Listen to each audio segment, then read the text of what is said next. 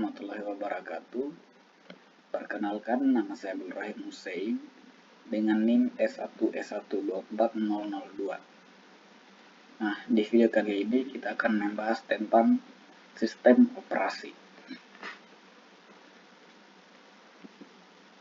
Nah, pertama-tama, apa itu sistem operasi? Sistem operasi adalah perangkat lunak yang utama mengelola perangkat keras dan perangkat lunak pada sebuah komputer. Sistem operasi bertindak sebagai perantara antara pengguna dan perangkat keras komputer. Fungsinya adalah untuk mengatur sumber daya sistem seperti CPU, memori, perangkat penyimpanan, dan perangkat input-output. Ini agar dapat digunakan secara efisien oleh aplikasi dan penggunaannya.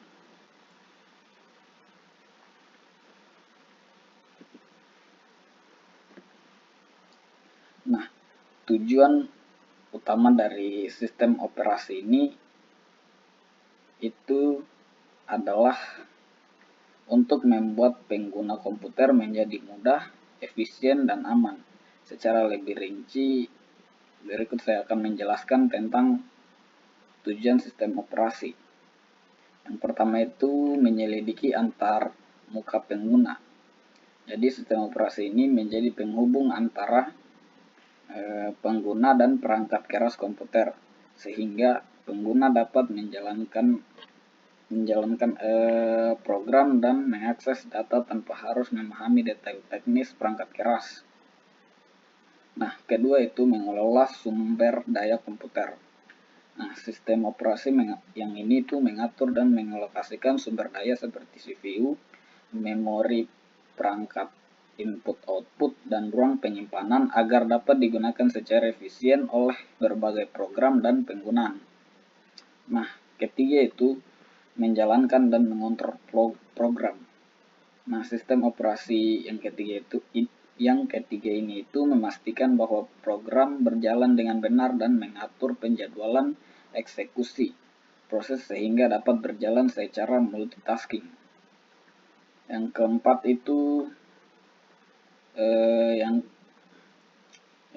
itu meningkatkan efisiensi sistem komputer. Dengan manajemen sumber daya yang baik, sistem operasi membantu memaksimalkan kinerja sistem dan menghindari konflik antara proses atau aplikasi. Lanjut. Oke, selanjutnya itu kita bahas tentang jenis-jenis sistem operasi. Jenis-jenis sistem operasi. Yang pertama adalah sistem operasi batch.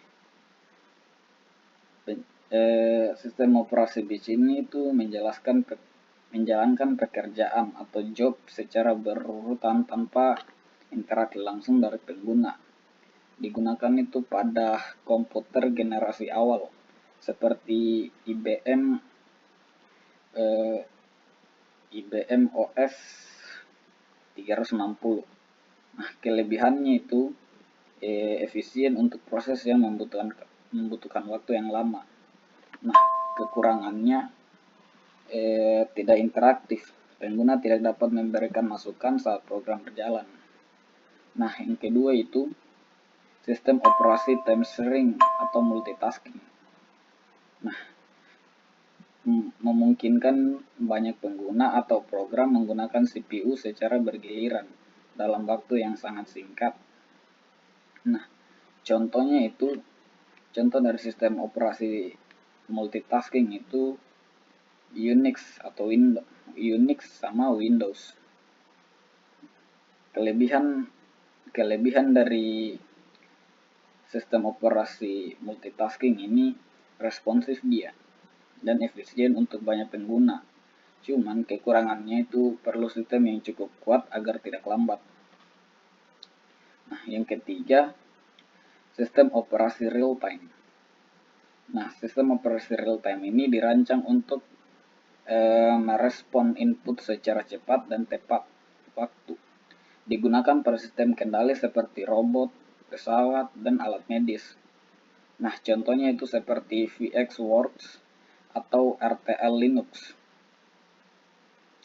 Nah, kelebihan dari sistem operasi real time ini memiliki waktu respon yang sangat cepat dan stabil. Cuman kekurangannya itu hanya mahal dan rumit untuk dikembangkan. Yang keempat itu sistem operasi multiprogramming. Sistem ini itu menjalankan beberapa program dalam satu waktu, bergantian menggunakan CPU untuk memaksimalkan pengguna sumber daya. Contohnya itu Unix. Kelebihannya itu meningkatkan efisiensi CPU. Kekurangannya kompleks dalam manajemen proses. Nah, yang kelima itu sistem operasi mobile. Sistem operasi mobile ini itu dirancang khusus untuk perangkat bergerak seperti smartphone dan tablet. Contohnya itu Android dan iOS. Kelebihannya itu hanya tidak terlalu banyak, itu hanya dua, ringan dan hemat daya. Kekurangannya itu tidak sekuat OS desktop dalam hal multitasking kompleks.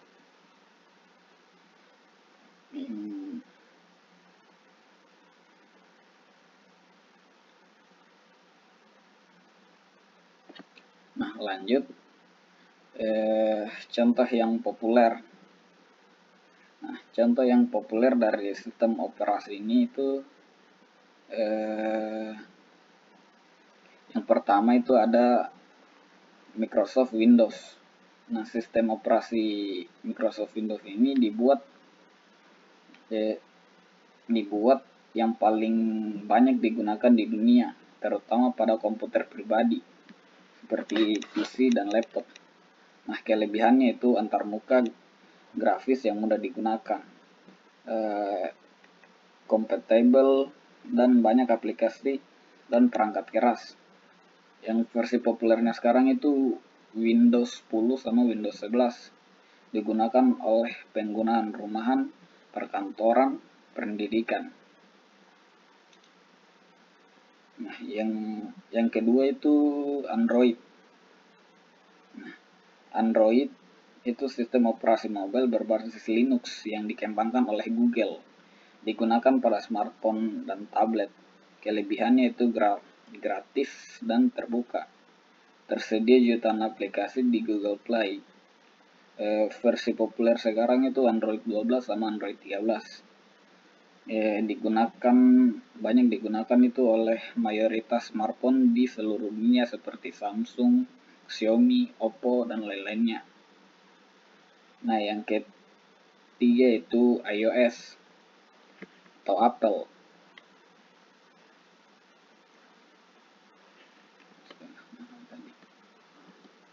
Nah, lanjut yang ketiga tadi itu iOS.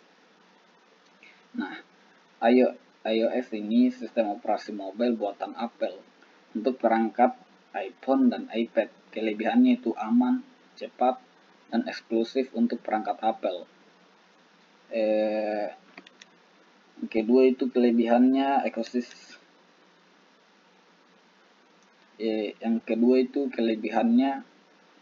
ekosistem terintegrasi dengan Mac OS dan iCloud.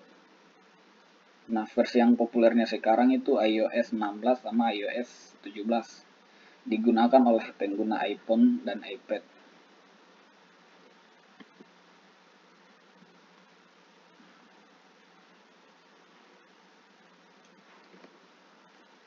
Nah, ini mungkin tadi kelebihannya. Kelebihan dari Windows itu mudah digunakan, banyak aplikasi yang tersedia. Kelebihan dari Mac OS tadi itu untuk lebih singkatnya ya saya jelaskan. Untuk kelebihan Windows itu mudah digunakan, banyak aplikasi tersedia. Nah, yang untuk kelebihan Mac OS ini tampilannya elegan, stabil, dan aman. Nah, untuk kelebihan dari Linux itu gratis, open source, ringan, aman. Untuk kelebihan Android itu open source, fleksibel, banyak aplikasi. Nah, dan untuk kelebihan dari iOS itu aman optimal untuk perangkat Apple. Sementara kekurangannya itu untuk Windows rentan virus dan berbayar. Sedangkan Mac OS itu mahal. Yaitu Mac OS itu khusus perangkat-perangkat yang seperti Apple, iPad, Linux, dia itu kurang cocok untuk pemula. Tidak semua software itu tersedia. Nah, sementara Android itu fragmentasi versi rentan malware jika tidak hati-hati. Nah, sedangkan iOS itu dia tertutup, tidak fleksibel, hanya untuk Apple. Nah, kesimpulan dari sistem operasi ini adalah sistem operasi yaitu komponen penting dalam sebuah perangkat komputer atau mobile yang bertugas mengelola sumber daya, menjalankan program, serta menjadi penghubung antara pengguna dan perangkat keras. Tanpa sistem operasi, komputer tidak akan dapat digunakan secara efisien. Berbagai jenis sistem operasi diciptakan untuk kebutuhan yang berbeda, seperti penggunaan pribadi, server, perangkat mobile, atau sistem real-time. Contoh yang populer itu meliputi Windows, Android, iOS, macOS, dan Linux. Masing-masing sistem operasi memiliki kelebihan dan kekurangan, sehingga pemilihannya harus disesuaikan dengan kebutuhan pengguna. Dengan memahami fungsi dan jenisnya, kita dapat memanfaatkan teknologi secara lebih optimal dan aman. Mungkin itu saja penjelasan saya tentang sistem operasi. Lebih dan kurangnya mohon dimaklumi.